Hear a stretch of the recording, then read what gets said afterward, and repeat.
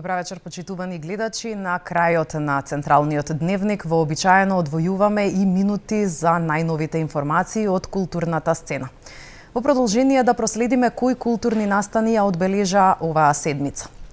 Под мотото најдоброто од Кине Нова, љубителите на филмската уметност во кинотеката на Македонија имаат можност да погледнат филмови што со ангажиран и аналитичен пристап отвараат културни и општествени прашања.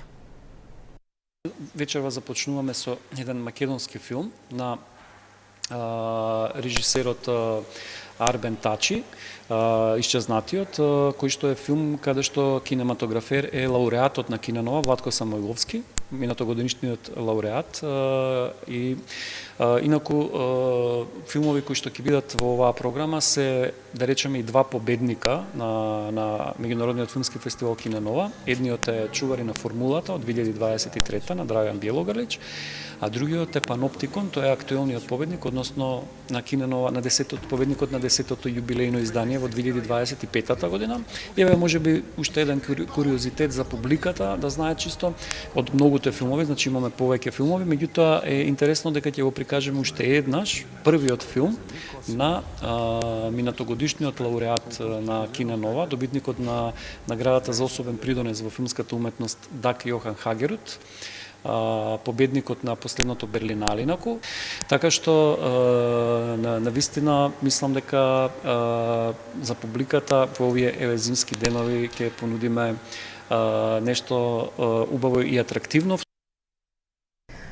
Богата културна програма на сцената на македонската опера и балет. По традиционалниот василичарски концерт, вчера вечер во операта љубителите на балетот уживаа во изведбата на Господја Бовари. А до крајот на месецот на сцената на МОП ќе биде изведена и операта Кавалерија Рустикана. Кавалерија Рустикана е едно моќно ремек дело на веризмот, спакувано во еден час, кое што исто представува борба на страсти, на изневерување, на одмазда,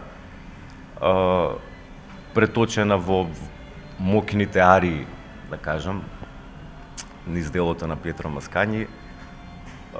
Настапува наша македонска солистичка екипа, Благица Поптомова, Ристе Велков, Зоран Сотиров, Марика Поповиќ, Александра Лазаревска, солисти, хорот и оркестарот на македонската опера и балет.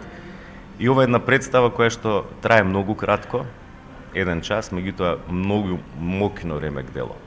И еве, ја поканувам публиката да дојде кој не ја гледал, а и оние што ја гледале ќе ја доживеат поинаку, нека повелат.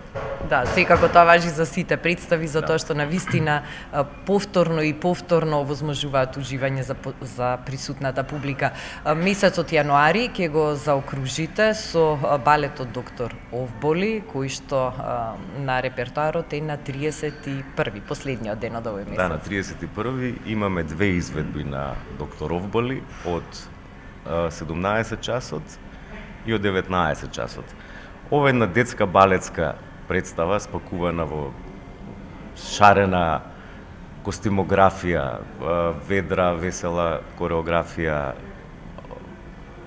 Меѓутоа една балетска представа која што носи многу длабока порака. Не само кај најмладите, меѓутоа ги инспирира и оние повозрастните. Дека љубовта, пријателството, хуманоста ги победуваат сите зла кои што се во светот. И доста од родителите има реакции дека повторно сакаат да ја гледат, бидејќи нив им се допаѓа.